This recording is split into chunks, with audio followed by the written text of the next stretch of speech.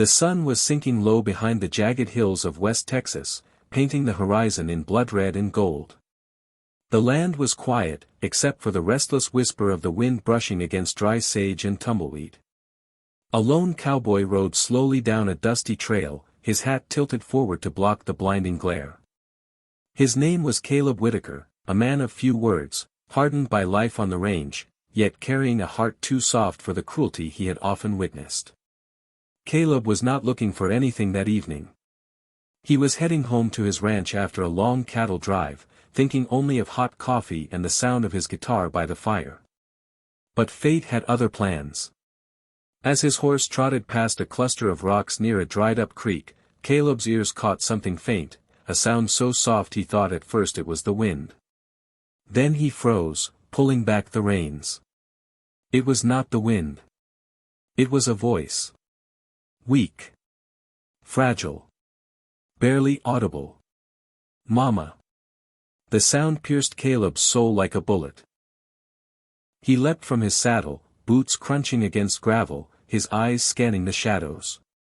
The cry came again, muffled now, from a burlap sack lying abandoned near the rocks. His heart thundered as he bent down, trembling hands untying the rope that bound the sack shut. Inside, wrapped in dirty cloth, lay a baby, no more than a few weeks old. Her tiny chest rose and fell with shallow breaths, her lips cracked, her face streaked with tears and dust.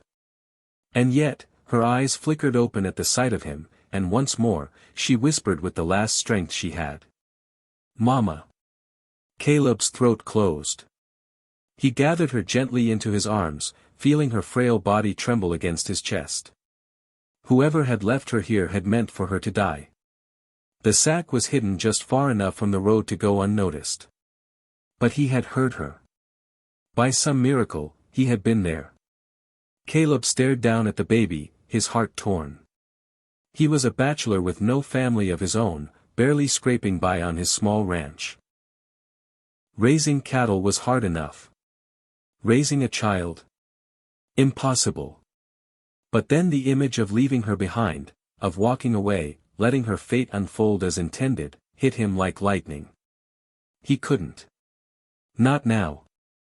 Not after she had called out for Mama, her voice carrying a desperate plea that reached deeper than blood. He pulled his duster coat around her tiny frame, holding her close to his chest to shield her from the evening chill.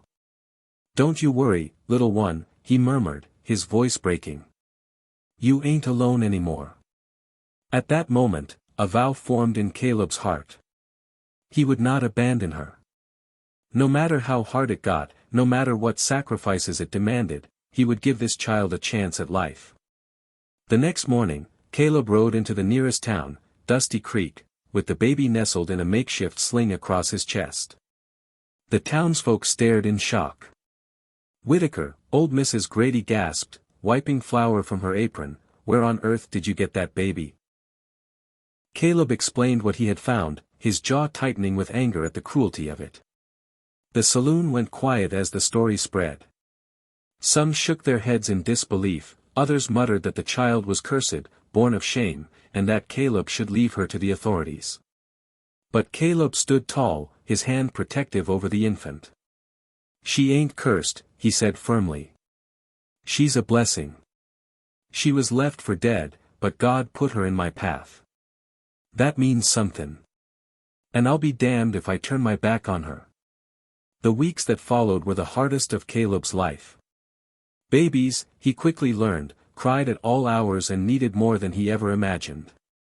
He stumbled through sleepless nights, learning to heat milk on the stove, swaddle her in warm blankets, and rock her until her cries faded. At first, he feared he was failing her. But slowly, the baby began to thrive. Her cheeks filled out, her eyes grew brighter, and her tiny fingers curled around his thumb with surprising strength. Caleb named her Hope, because that's what she had given him, and what he promised to give her in return. Every hardship, the long days of ranch work, the isolation, the sacrifices, seemed lighter when he came back to her little smile waiting in the crib he built with his own hands. Months passed, and whispers reached Caleb's ears. Hope's mother had been a young woman, barely more than a girl, who had fallen victim to shame and fear. Pressured by others, she had left her baby to die. No one knew where she had gone since. Caleb's heart burned with anger at the thought. But then, as he looked at Hope one night sleeping peacefully in his arms, he realized something profound: this child's past did not define her future. Hope was not abandoned anymore. She was loved. At first, the town doubted Caleb. But as they watched him struggle, persevere, and pour his soul into raising Hope, their hearts began to change. Mrs. Grady baked bread and brought milk for the baby. The blacksmith built a rocking chair for Caleb. Even the saloon keeper, a man hardened by life, slipped $1 into Caleb's hand one day, muttering, "For the little one." Hope had not only transformed Caleb, she was softening an entire town.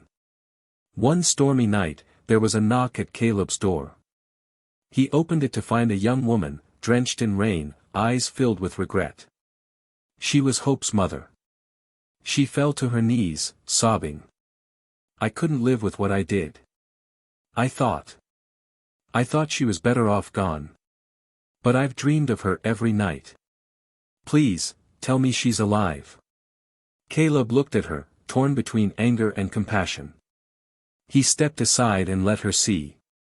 Hope was asleep, her tiny chest rising and falling, her face peaceful. The young woman broke down, whispering apologies through tears. Caleb placed a hand on her shoulder. "She's alive because she's stronger than the world that gave up on her. And maybe you can be stronger too." In the days that followed, Caleb watched as the young mother slowly earned back the right to be in her daughter's life. It was not easy, and Caleb never stopped being Hope's protector. But forgiveness grew where bitterness might have taken root. The three of them, an unlikely family, built something new on that ranch.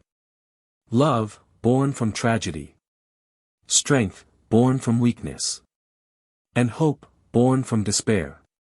Years later, people in Dusty Creek would tell the story of the baby in the sack. They would speak of how one cowboy's act of compassion had saved not just a child, but an entire town from the grip of indifference. Hope grew into a strong, radiant young woman, her name a living reminder of what love could do. And whenever she called Caleb Papa, his eyes would shine with tears. Because once upon a time, a tiny voice had whispered, "Mama," from inside a sack.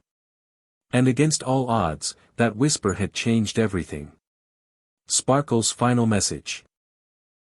Even in the darkest corners, where cruelty and despair seem to win, a single act of compassion can rewrite destiny. Love is stronger than fear, and kindness can heal wounds we think will never close.